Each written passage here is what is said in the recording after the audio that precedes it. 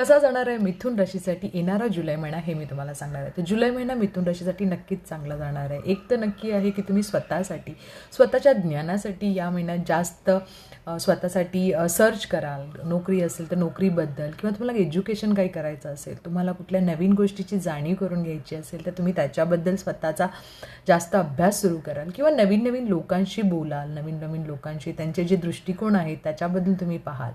त्याचबरोबर विद्यार्थ्यांसाठी जर स्पर्धा परीक्षेला किंवा काही वेगळ्या एक्झामसाठी देणार असेल त्यांच्यासाठी अतिशय चांगला महिना आहे.